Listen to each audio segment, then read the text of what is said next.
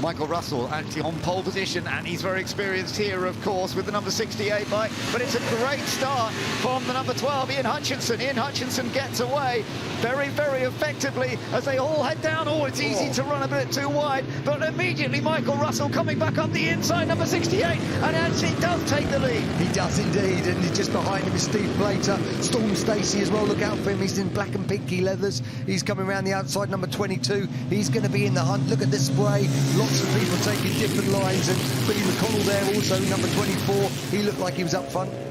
Oh, wonderful stuff. But look at the spray. Look at how you're trying to get vision, particularly if you're further down the order. Oh.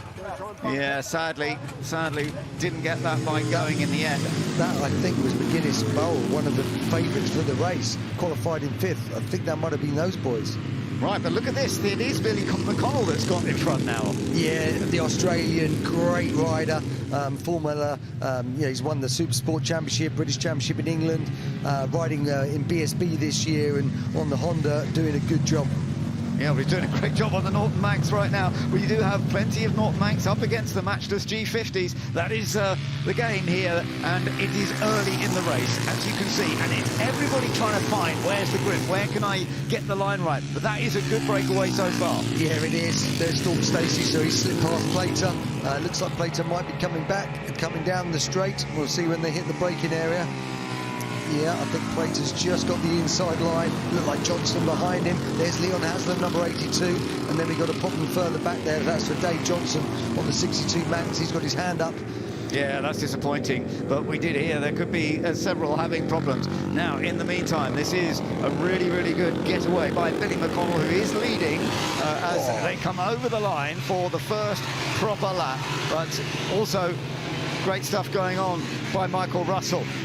There he is, 68. He's running in second place at the moment. The battle for third, fourth, fifth is all getting a bit more close. Yes, it is. And we're just having a little look at the water as they come through here. Watch the spray of number 8 as he goes through that puddle. It really is very, very thick as he sort of comes to the edge. You start to see it. It's part of it. Look at that. So luckily, as you say, these bikes with about 50 brake horsepower, they're not like the modern stuff with over 200 spinning like mad. But it's all about being smooth and soft, opening the throttle nice and gently, just snuggling it in for grip. And but at the moment, Billy McConnell really stretching the pack. Michael Russell behind him, number 68. He's just feeling his way in, as all these riders are. Just want to get a little feel for the grip. Where's the line, Walter? And actually, we've got a little bit of sunshine coming out now, which is superb, because the track does dry quick. It does, and actually, I think you're right. We're going to see the track just getting a little quicker and quicker. We might see faster times coming all the time. And I think we need to keep an eye on, there might be a few coming up from quite a long way down, for example. Steve Plater is up into third place now with the number 7 bike that we can see in the background. That was actually a very good start anyway, because he was up there pretty much straight away. Started down in 10th position in theory, but of course it was how you ran across when you got on the bike that could make all the difference. Very much. Number 52, you can see. So that's number 52 is Davey Todd on the BMW. He's made up 20 places so far. He's in 9th. Obviously one of the real up-and-coming TT stars. And you can see on that boxer twin BMWs. Have a little look down though. So he's got a little problem there, but looking good. Then watch those cylinders as he kind of comes around in the exhaust as they come on. That's Leon Haslam. So Leon Haslam on the Norton Manx as well. He's going well. So we got 3 BMWs in the race. Just still having a little look at that right-hand side. So we'll keep an eye on that. But Davey Todd, flying. So fastest lap of the race so far is a 1:43. So let's have a little look at them all sort of coming through. Look at that. Most people look at Stacey's soaked everyone else. Most people are just avoiding that. They're just turning it a tad tighter to avoid going through that big patch of lying water. Yeah, it is very tricky out there, but they're dealing with it so well at this stage. Also, I just see Sylvain Barrier, he's got up to 4th as well. So Sylvain Barrier, number 8, he was a double world super stock champion, the Frenchman. So he's cracking on. You can see him now in a big dice with Storm Stacey. Yeah, that's number 8 you're talking about, isn't it? Sylvain Barrier. Yeah. And doing a great job. Started down in 14th position. Exactly. So again, he's got a good feel for it, a natural sort of feel, and he's having a really good tussle with Storm Stacey, one of BSB's latest stars. And they're having a little look at each other down the straight.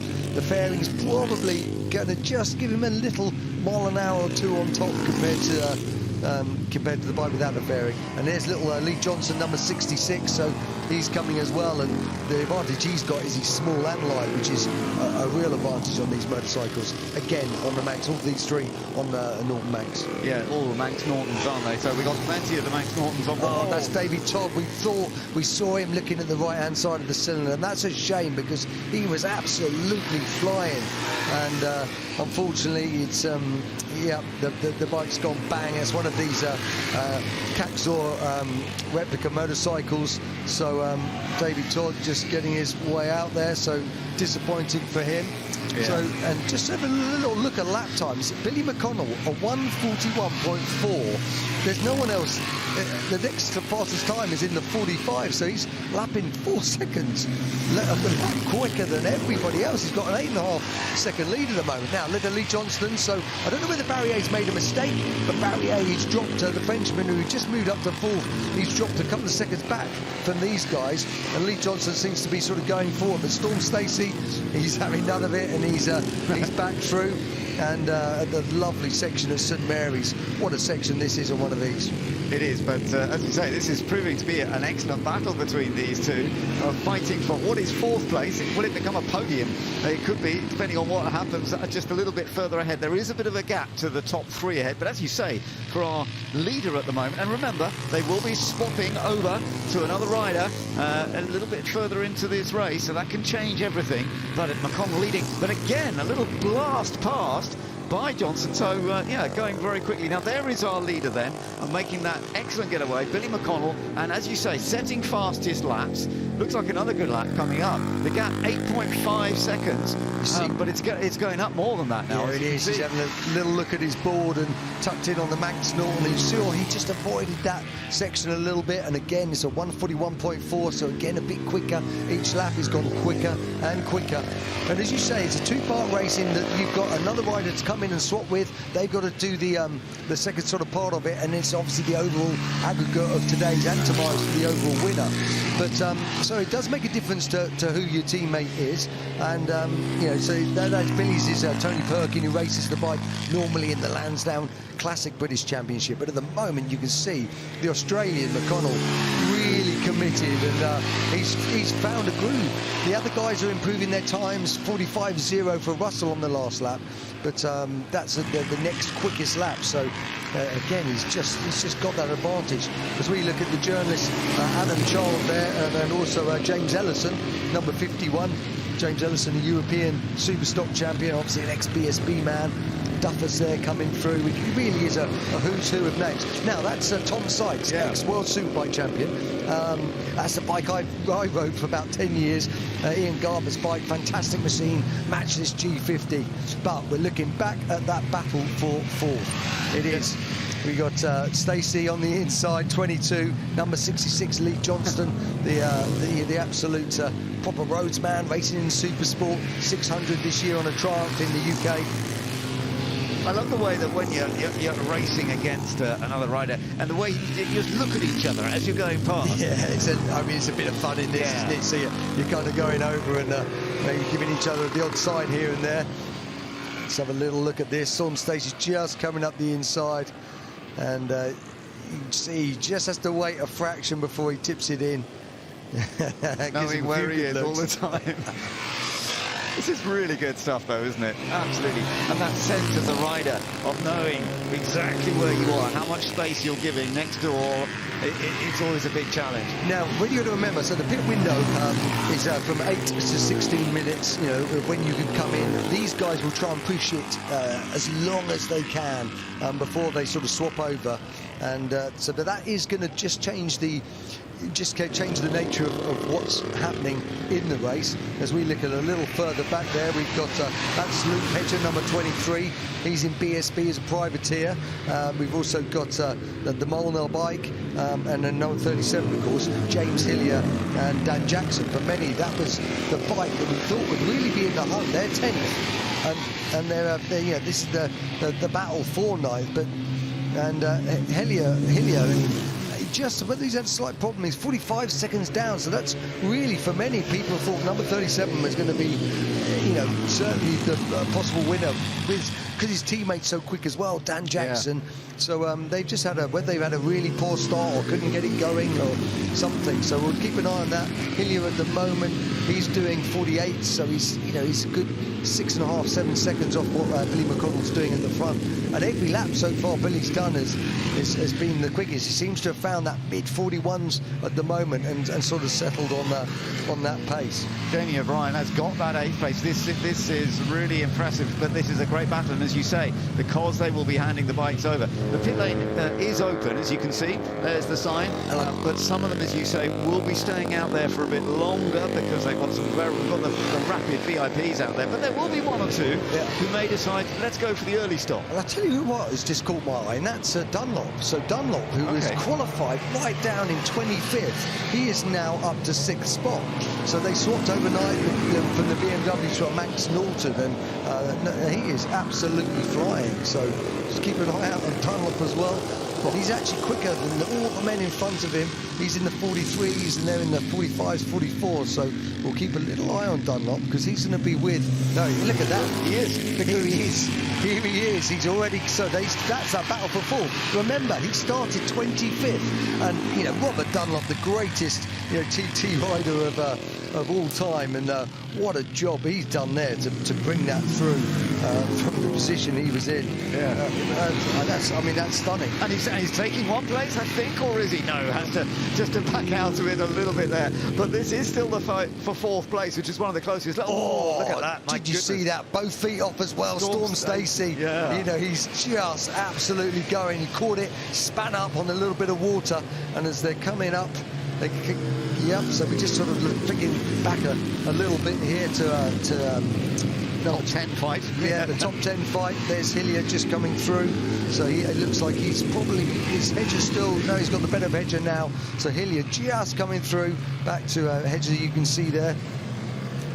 Yeah, all trying to make the progress that they can. You've also got Eugene Laverty there on the Norton Manx, but they're number 25, also trying to see if they can find just that little bit more space as well. But there is our leader, and with this comfortable lead, it's a big advantage at the moment for Billy McConnell. It's huge, and actually that last lap he did a 1:40.5. He's still 4 seconds quicker than the next guys, as you say, a 21-second lead. He just has clicked with that. Obviously the bike's working really well underneath him, and he's riding it beautifully. Yeah. Oh, I said that. Did you see that? He just tucked the front a little bit there. That was really close, actually, to going down. Wow. He just lost the front. He just saw it. He took his inside foot off. So Billy McConnell, he is, well, we should expect so, being 4 seconds quicker than most people, but he is on the limit. Well, there we are. We've got an early stop. The number 40, Gordon Russell and Sebastian Gush doing a swap over. Yeah, so it is open now, so the guys can come in. As I say, they've got until 8 minutes, but you can't overshoot it because you will have a problem.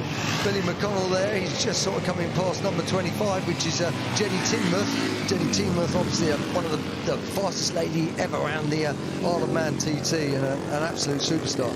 Yeah, absolutely. But I have to say the lead that McConnell's opened up here is very impressive. Staying out there for a bit longer, doesn't have to come into the pits just yet, but there will be one or two more perhaps coming into the pit lane over. Yeah, you're going to see most of the guys sort of coming in now at this next lap because you can't push it too much because you will get penalised and get time penalties. So it's very important. So I expect Billy McConnell will come. Oh, someone's down. Someone's down. We can't quite see. So that looks like number 26. That's Molnar. So it's Richard Molnar. Richard Molnar. Not one of the Norton Manxes. Looks as though he's okay, but obviously it was an incident. And now trying to get the bike out of the way, but maybe can't do that on his own. Let's have a look here. So this is where, just loses the. I tell you what, and who's that? Is that Josh Brooks? I think it might be Josh Brooks who was caught on the wrong side of him. So someone's on the grass, but it looks, and when you're on the grass, on these tyres, you do very well to get it back because it's so slippy. trying to change the gears to get it, be able to push it along once again. You were telling me, James, about the gears on these older bikes. You're changing them with your right foot, not your left foot. Yeah, that's right. So there's a Triumph just coming out there, number 32 Triumph Daytona. But yes, you do. The old bikes have got the gear change on the right and the foot back brake on the left, whereas modern bikes are the opposite. So it really takes some adjustment to get your head in gear on that. Some of the bikes are swapped over, which you find a lot easier. But you can see all the guys starting to come in. There's only 1 minute and 50 seconds before this window closes and you'll get penalised. So we're going to see. There's Leon Haslam. So Leon Haslam just doing a nice little swap there. He's swapping to Mark Taylor. You lose a lot of time in the pit, so you just really got to get going as quick as you can. Well, let's see how this goes, because there's our race leader. Oh, McConnell's coming in. I tell you what, I think he's going to be close. He's going to be very, very close, McConnell, and that big lead that he's got, he might lose that. So that's Eugene Laverty. Yeah. Unfortunately, the Irishman, star of World Superbike and World Super Sport. Unfortunately, his Manx Norton has called it a day. There's the Hansen Honda. The Hansen Honda's done. Let's have a little look where they are at the moment. Should be, McConnell's going to have to come in at the end of this lap, but with this very, very comfortable advantage over Michael Russell. And remember, Emanuele Pirro will be taking over from Michael Russell. I got to use all the track there, wow. Billy McConnell. Oh, he's still pushing. So amazing. Do you know what though? He's missed it. He's going to get a 30-second penalty. Really? So all this hard work he's done, he's got a 27-second lead, and he's missed it. So at the end of the day, that pit window is closed, so he's going to come in and swap, but he will be penalised. So that lead has just vanished. Wow, that is amazing. Because I thought they would come in with 8 minutes, but he still won't make it. He's not going to make it, is he? No, because you can see the clock switching away. But it does say on our screen pit window closed on our. So 8 minutes. I thought it was 8 to 16 minutes. So. We'll keep you posted on that, but I think Billy might be a fraction late. He's got to come in this lap. But is he coming in? No. How strange. Why? Has it not got the message? And I think he's just got the message, but it's too late now. So anyway, let's go. So McConnell is in this massive lead out front, but we think he's going to be penalised. Second is Russell. Russell doing a great job. Plater in English third. Dunlop is up to fourth ahead of Barrier, Johnson and Stacey, but they're all coming in and swapping right now. So there's going to be a little bit of jiggling as they sort of come in. Well, this is a bit of a strange one, to have developed a lead like that and then not come into the pits and then get a penalty when you do come in the pit. It's going to change the race completely. But then we do see this a change of race very often in the Barry Sheene Memorial Trophy. Several riders are still waiting, aren't they? And it's surprising that quite a few haven't come in. I think that the visibility, of course, of getting a message from your crew, very difficult in wet weather. It is. But what happens if you do change outside the pit window, you incur a time penalty of 10 seconds for every 30 seconds you are outside of that pit window. Yeah. So exactly. So the penalty will add in, although, of course, he has got a 30-second advantage. Yes. So when they get the penalty, we won't get that completely added until after the race. But there you are. There's a lot of riders either missed it or sort of coming in. So they're looking frustrated. You can almost see the frustration for some of those riders. Yes. Where is my bike? I want it. Yeah, we can. So that's Sylvain Barrier's number 8. He's swapped over to Jimmy May, and they're just going to get this little reshuffling at the moment as the riders sort of come back out and rejiggle. You see there, number 100. That's another one of those Caxor BMW R50Ss. And Billy's in this time. He's going to put his hand up. So Billy comes in. Yeah, at last. That is your lead. As we say, it was a 29.4 second lead.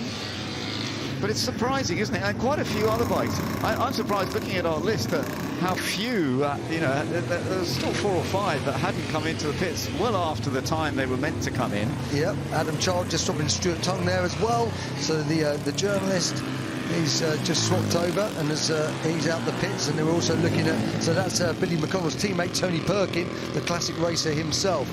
So we will it's going to be quite hard to read on our screens, because the penalty won't be applied to our screens until later on, presumably. So it's actually going to be quite hard for us to work out who's going to win this one. It is. We'll sort of keep you posted as we get updated, but they are still in the lead at the moment. But it looks like it's down to 10 seconds. So he must have a minute over. So you had two 10-second penalties, 20 seconds. So it's gone from a 30-second lead to a 10-second lead. But then, is Michael Russell still out there on the number 68 bike? Because I don't see a sign that it has been into the pits yet. So there you are. Yeah, so that is Russell's. So that is Emanuele Pirro. Oh no, it's still Russell, isn't it? Yeah. Well, why haven't they swapped? Because they're also going to get penalised. Do you know what? I actually think maybe we've never seen something quite like this, but I think they might have taken a calculated risk in taking the penalty to do an extra lap, because they think they're going to be quicker to take a 10-second penalty per 30 seconds. So. Well, we shall see. This is going to be fascinating to see how it works out with penalties, and BARC crew are going to be quite busy for putting in some penalties and then working out how this is all going to work out in the end. There is Emanuele Pirro. There is Pirro, obviously a car superstar, and what a thing. He's actually sharing a Austin Healey with Michael Russell in the car race. That's right. They're sharing this bike in the bike race. How cool's that? There's a Glenn English, number 7, so obviously he's teammates with Steve Plater.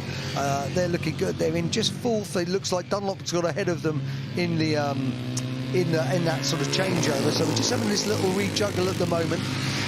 Yeah, finished second, Plater in English in the 2023 combination.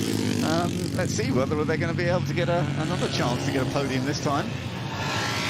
This is really, really interesting to see how it works out. Are we still getting some other bikes coming in? I think we are, yeah. That's Russell. That's the man who obviously was in second. We know he's going to get some time penalties.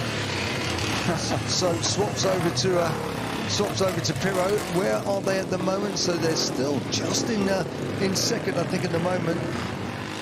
Yeah, well, that is absolutely fascinating that he now heads out, Emanuele Pirro, with just 3 minutes to go in this race. Also coming out late is the number 42 as well, just heading out onto the track. So, yeah, really funny to see how some of these are coming out so late.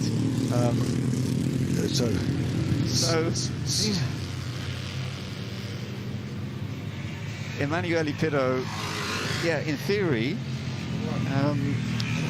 Well, we shall see. But of course, up front at the moment, it is, in theory, this one. Still the number 24, which is leading. And will they be able to hold it? Tony Perkin riding it at the moment. Yeah, and obviously with Billy McConnell doing 40s, 41s, obviously he's just got out and he's getting a feel for it. He's doing 54, so he's losing that sort of 12-30 seconds in comparison to the professional rider. So it's really going to be on this second ride, and this is where a couple of the pairings we thought might stand out, like your Burrow McGuinness, your Jackson Hillier, and actually Jackson and Hillier now they're moving right up, so they're in 7th, right in the back of 6th. But this is Perkins just coming into the chicane, got that little tight line, don't use all the track because of the water, just coming out, and he's got it perfect there, just avoiding it.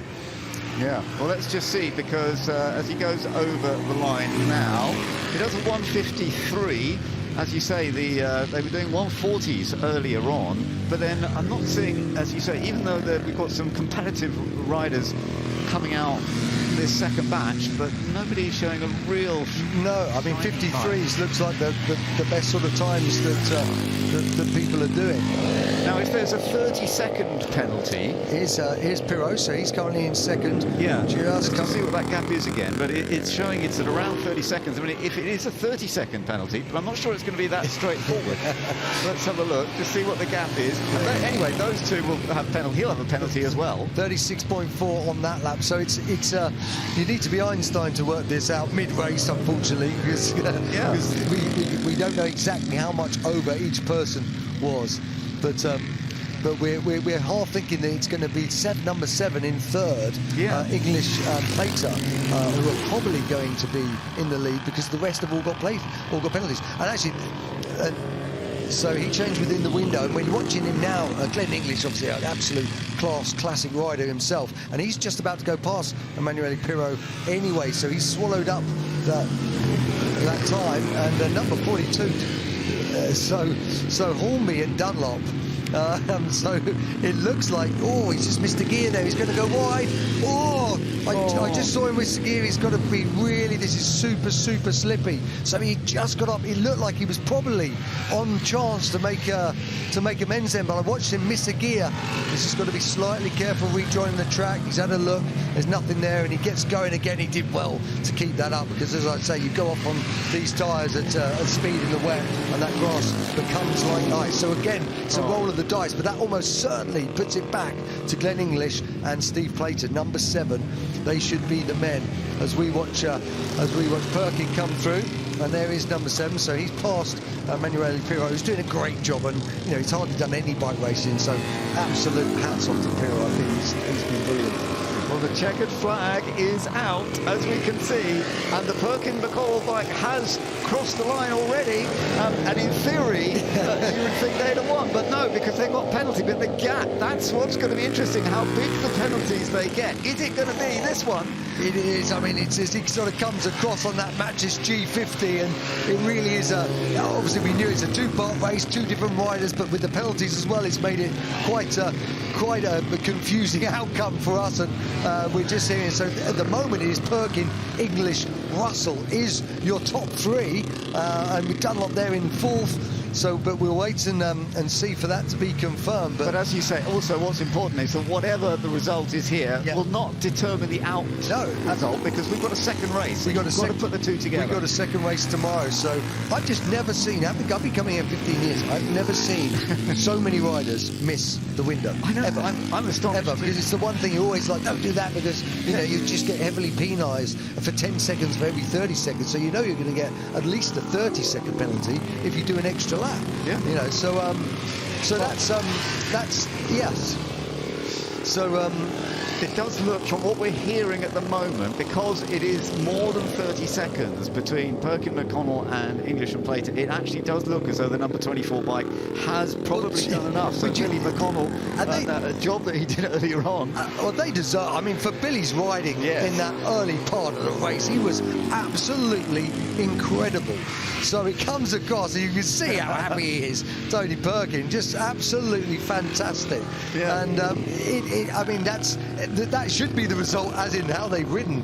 We just, it's just been a little confusing because of the rules for the window. And actually, to be fair to Tony, he's just done a good lap on that last lap. 50-0. He's faster than quite a few of the others as they cross the line. So look, so we think, even if they've got a 30-second penalty, it depends if it's more than 40 seconds, because the gap was 42 seconds in the end, they wouldn't have won. But we do think that they probably, even though they didn't make the pit stop when they should have done, it's quite possible they've got it. He's got enough. So you know, with that 30 seconds, I mean, as we say, we've we need to. The timekeepers is going to be a lot of head scratching and scribbling down to work it out. But it does look like, and with good justice, because number 24, Perkin and McConnell, you know, they were flying. And number say, yeah, so I mean, all the riders are confused. No one's quite sure where they are, but good ride from these guys as well. Glenn English, Steve Plater, that's a fine job on their matches, G50. And behind them again is sort of Russell and Pirro. So again, just don't know, in that little next sort of pack of riders is quite tight there. So we have to wait and see. And we're sorry we couldn't tell you exactly, but in this very complicated race, it's been almost impossible, hasn't it, Ben? It has, yeah, but it's been fun to watch. And actually, I'm impressed with how many riders have made it to the end, because, okay, we've lost 1 or 2, but actually they rode incredibly well in these difficult conditions. That is 100% they did. It was awkward, it was difficult, a bit of lying water, but, you know, you've got some, they are the cream of racing, and we saw some really fine riding and like just 2 little slip-offs, so that's a really good result for everybody. It is, yeah, no, that was fun. It's just the pit lane thing. Look at him, he's like, he's got his arms up, he doesn't know, he's like, well, where are you? Do you see him? Glenn English was just shrugging, his teammate there, Steve Plater, so he's like, no, we've done it. Billy McConnell just walking up there, that was the man who's, I mean, how impressive was he? I mean, his lap, 140.5, and the next fastest laps were 44. You know, so he was 4 seconds quicker than everybody in that early part of the race, which is nearly unheard of. He just got his head down, found a groove, and it just seemed to really work for him. And his Manx Norton, 1962 Manx Norton, of course, the last of the Manx Nortons and the ultimate specimen of the breed. And his teammate Tony Perkins, you can see how happy he is. Yeah, you can see his smile from here. That is fantastic to see. It really is. Yeah. Really. I'll be interested to see what they say when they when they come round. Absolutely, to hear from them. What some interesting decisions being made there, and thankfully now the sun coming out after what was an extremely damp start, and the track is still a bit wet, there's no doubt, but they have dealt with it amazingly well. But particularly, as you say, Billy McConnell, what he did in that early stage, the Australian, the British Supersport champion of 2014. It's so impressive what he's done, and back into racing again actually after dealing with some injuries, but that really was remarkable, and by all these guys, Emanuele Pirro coming over to congratulate. That it does look as though they have taken that victory, because Tony Perkins also did a great job after the stop, and although they went for a late stop, and we'll see them getting a penalty, having won by 42 seconds. We will get confirmation. Do you know what? Soon, we hope, but it will be tomorrow's race that will, as we say, will determine it all. Let's go down and hear from these riders. Ed Foster is down there to talk to them. What a fantastic race, Billy. I'm going to come to you. They're going to start calling you Billy the Fish with a performance like that in the wet. I mean, incredible. Yeah, no, it was awesome. I didn't actually think it was going to dry out as quick as it did. You know, there's a few bits of standing water on the last corner and that, but yeah, Tony and the team put an awesome bike together, and yeah, we just got away and then got stuck in, and then yeah, we had no pit board to say how far we were in front of that, but just kept on going, and had one moment when I was trying to get Dave, when I was coming back around Dave, and then tried to get him on the outside to try to prove a point, and then almost lost the front. It was almost game over, so I pulled my head back in there, and then yeah, carried away. So big credit to Tony, mate, and the team. You know, he's looked forward to this all year, and it's good to repay him with a win. Well done, Tony. Come on in. You looked absolutely delighted. Oh, I don't know what to say. I am absolutely stoked. This is just fantastic. This is something you dream about. Billy, what a teammate. And yeah, we've got a real good rapport together on and off the track, and he pulled it out the bag today and he got away, and yeah, I was pleased to just carry it to the line. But to say I'm over the moon, oh dear. Can I ask, was there a plan to go long and take the penalty? Of course. He was flying, wasn't he? He was flying. But I've just been told that I actually gapped the ones behind me anyway, so, but no, it was... What? It's a win! Well done, guys. Fantastic ride. Let's go to find second place, guys. We've got Glenn and Steve, hopefully over here. Here we go. Here's Steve. Steve, tricky conditions. We'll get Glenn in as well. You had to work for that one. Yeah, you know what, it's so important to get a good start, because, you know, on the site and that, we've got to have a good look. There's a few deep places, deep water, sorry, that you're kind of a little bit paranoid about, so it's important to get away at the start and then just kind of trim yourself. And at one point I thought I could go for second, and then I looked behind, there's a big gap. I thought, you know what, that'll do this one, and I'll let Glenn do the rest when he gets on. Glenn, was it last lap pass to get the second? Yeah, it was, yeah. It was a bit, I said to keep Steve out because he was going so well, like from qualifying 10th to get it up to third, and I was like, just keep him out to the last minute. And yeah, I just wanted to do as little laps as possible. And I could see the guys in front, I just thought, yeah, I could just push enough to catch them, and then hopefully we'll be on the podium, and worked out fine.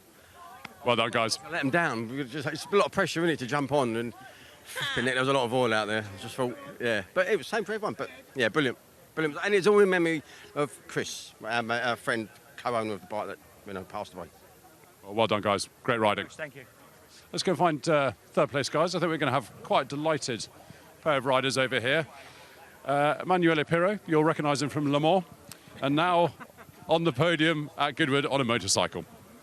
Well, sometimes, you know, when you start from very low, which means so much scare and so much concern before ending up in the top three, it's amazing. But because the pit window was basically let free, so Michael Russell the top rider and the owner of the bike and the person thanks to whom I'm here, did the most of the race. So I don't want to take any credit, but it's still sweet, you know. And being here and being interviewed on a ladder and somehow be part of this congregation, it's super sweet. And you know, a cigar is always a cigar. Thank you. Michael, you can't have imagined this. Well, it's sort of a pincher moment, isn't it, really? I have no idea. It's chaos. It'll probably take until next weekend for it to sink in. But, I mean, Emanuele is discrediting himself. The circuit was treacherous, really difficult. And it's all you can do is make mistakes there. And he didn't. He rode superbly, kept calm, and was riding quickly. So all credit to Emanuele. It's a team. It's a team. So, and we shouldn't really forget Michael Rutter, who's actually taught me how to do all of this anyway. So, yeah. Well done, guys. Great job. Thank you. Yeah, and thank you to all of you that you didn't go home with these little showers every now and again. Thank you for staying here and being tough, all of you. Well done, guys.